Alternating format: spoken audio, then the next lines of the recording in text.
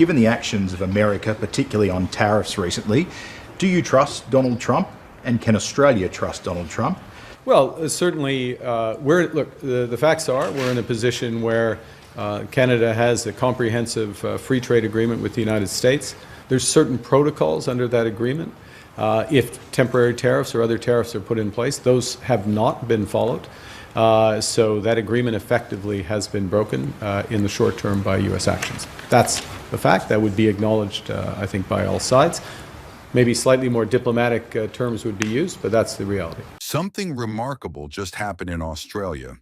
For the first time in nearly 2 decades, a Canadian Prime Minister stood inside the Australian Parliament and delivered a major address. And what followed was a sight that said everything about the moment Mark Carney is having on the world stage.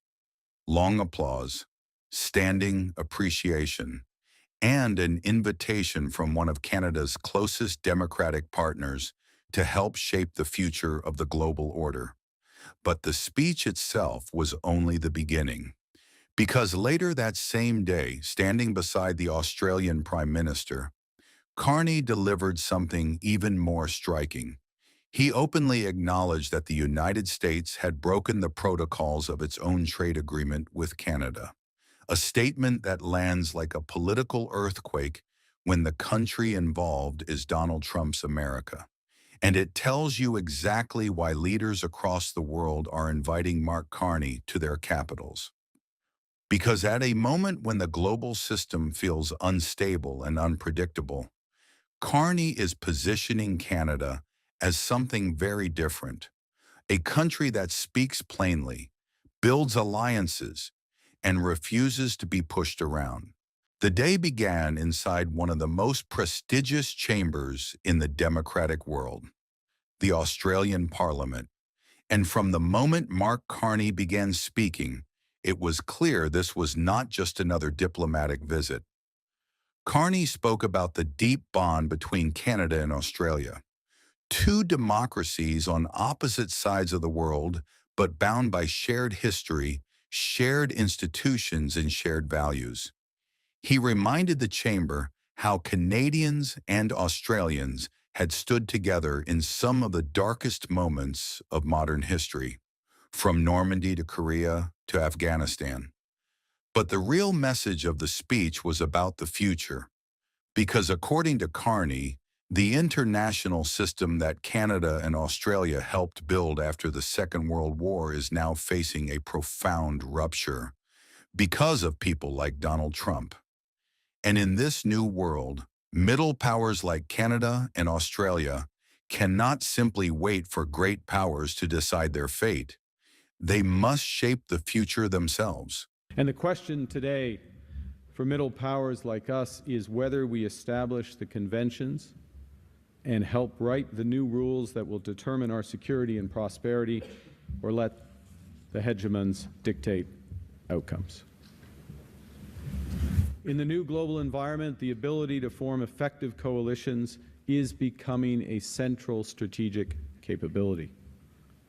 Great powers can compel, but compulsion comes with costs, both reputational and financial. Middle powers can convene, but not everyone can. In the post-rupture world, the nations that are trusted and can work together will be quicker to the punch, more effective in their responses, and more proactive in shaping outcomes, and ultimately, those countries will be more secure and prosperous. Carney then laid out why Canada and Australia are uniquely positioned in this changing world. Both are resource giants, both are trusted democracies, and both possess enormous strategic assets that the modern world desperately needs. Critical minerals, energy resources, advanced technology sectors, and vast pools of capital. Carney described how the two countries together produce enormous shares of global lithium, uranium, and iron ore, resources that power everything from batteries to artificial intelligence systems.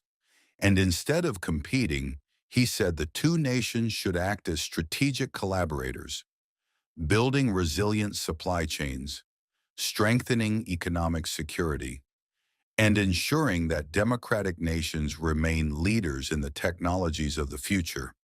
But this growing partnership between Canada and Australia carries another implication, one that directly affects Donald Trump's strategy. Because Trump's economic pressure tactics rely heavily on one thing: dependence. The more dependent countries are on the United States for trade, energy, technology, or security, the more leverage Washington holds. But when countries like Canada and Australia begin building stronger economic and strategic ties with each other and with other partners across Europe and Asia, that leverage starts to weaken. Supply chains diversify, markets expand, and the ability to pressure countries through tariffs or economic threats becomes far less effective. So what Carney was describing here wasn't just a partnership. It was part of a broader strategy, a strategy designed to ensure that Canada and its allies can thrive in a world where they are no longer vulnerable to the decisions of any single great power. And that is exactly why partnerships like this one matter so much right now. We're blessed with abundance of foundational metals that power the batteries, the EVs, the smartphones, the AI systems of this century. Together, we produce 1/3 of global lithium, 1/3 of global uranium, 40% of iron ore. In fairness, that's largely you. But we'll take credit for it. And we have a combined war chest right now of $25 billion to fast-track global projects. Globally, we're 1 and 2 in the most attractive we're 1 and 2 as the most attractive mining investment jurisdictions in the world. We are the world's critical mineral superpowers. Now, in the old world, and even to a degree today, the temptation would be to see each other as competitors. In the new world, we should, as Prime Minister Albanese has suggested, be strategic collaborators to boost investments, accelerate technological cooperation, enhance supply chain resilience, expand our domestic processing abilities, and to reinforce each of our strategic autonomy. The most explosive moment of the day came during the press conference that followed, because a reporter asked Carney directly about trust in Donald Trump. And Carney responded with a statement that cut straight to the heart of the issue.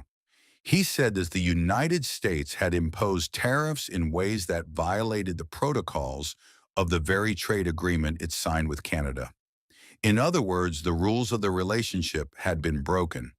That admission is incredibly significant because Trump's strategy has relied heavily on tariffs and economic pressure to force other countries into concessions.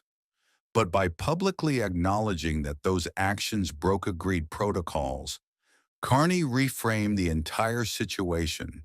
It's no longer just a dispute. It becomes a question of trust. And when trust breaks down in international agreements, countries start